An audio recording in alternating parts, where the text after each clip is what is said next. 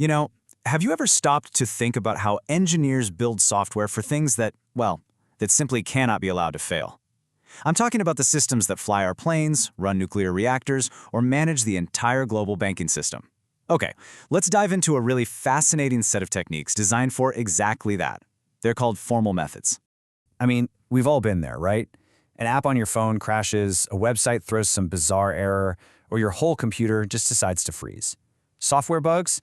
They're a frustrating but pretty normal part of life. But what happens when the stakes are way, way higher than just a frozen app?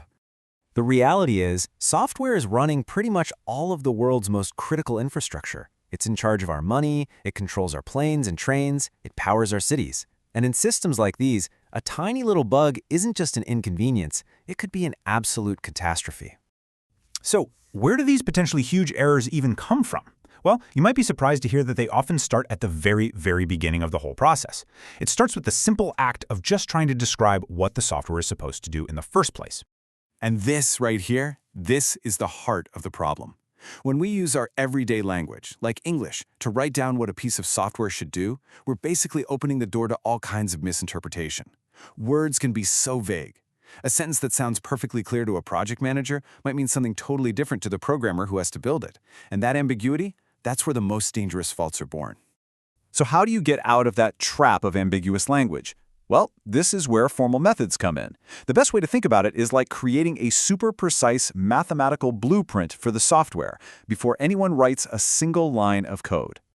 The key phrase here is mathematically rigorous. Think about it like this. A civil engineer uses proven mathematical principles to design a bridge that won't collapse. In the same way, software engineers can use formal methods to design software that won't fail. It's all about bringing that same level of precision and certainty into our digital world. At its very core, the whole process is really about translation. It takes a requirement that's written in natural language, which can be a little fuzzy, something like the reactor is on and the wing flaps are up, and it converts it into a formal language, like propositional logic, which is completely unambiguous. So that sentence becomes P and Q. That's it. Here, P precisely means the reactor is on, and Q precisely means the wing flaps are up. There's absolutely no wiggle room, no other way to read it.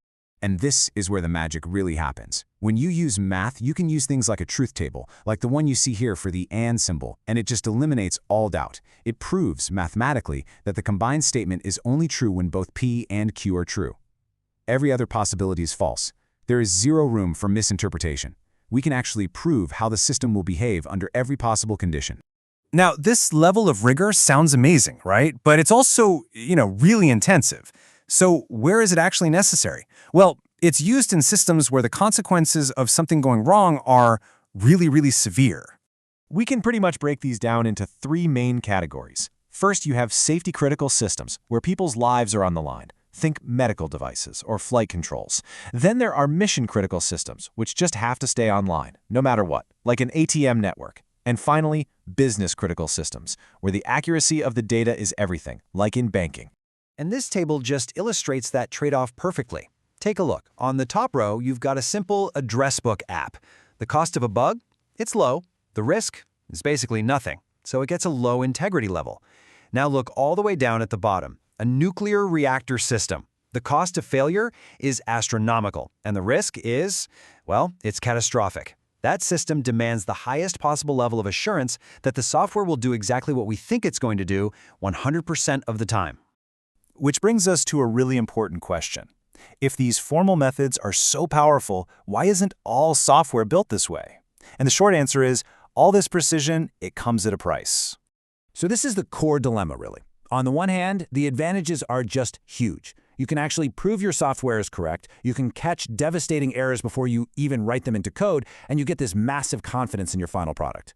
But, and there's always a but, the trade-offs are pretty significant. This level of work is super time-consuming and expensive. It requires highly specialized engineers who are trained in discrete math, and frankly, it's just not the right tool for every job. You're not going to use this to design a website's user interface, for example. It's a constant balancing act.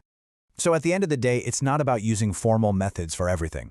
It's about deciding when the cost of failure is so incredibly high that the cost of precision becomes a necessary and, frankly, a worthwhile investment. And this table here, this connects all the dots. An organization will first decide on an integrity level for a system based on that cost and risk analysis we just talked about. That level then tells them how deep they need to go with formal methods. So, for a low-risk system, maybe they just use formal specification, which is just writing that precise mathematical blueprint. As the risk gets higher, they might add model checking, which is where you use software to automatically check every single possible state of the system for errors. Go even higher, and they'll use formal proof to mathematically prove that certain critical properties are always true. And for the most critical systems of all, they can use abstraction, which means creating a simplified but provably correct model of the entire system to analyze. You just match the level of rigor to the level of risk. So, the crucial point, the one thing to take away from all this is that formal methods aren't some single all-or-nothing technique. It's a whole spectrum of rigor. The real goal is to apply just the right amount of mathematical proof to the parts of a system that absolutely, positively cannot be allowed to fail. It's all about being strategic. And this kind of leaves us with one last big thought. As software becomes really the nervous system of our civilization, from the AI that might diagnose diseases to the algorithms that manage our power grids and financial markets, the consequences of failure just keep growing exponentially. It forces us to ask a really tough question. At what point does the old way of building software just stop being good enough? And when do these mathematical blueprints stop being just a good idea and become an absolute necessity for our safety and maybe even our survival?